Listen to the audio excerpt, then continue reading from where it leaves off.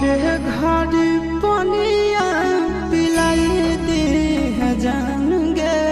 कफन ओढ़ाई दी है टूटत ही जब प्राण गे मोरे घड़ी पनिया पिलाई दी है जान गे कफन ओढ़ाई दी है टूटत ही जब प्राण गे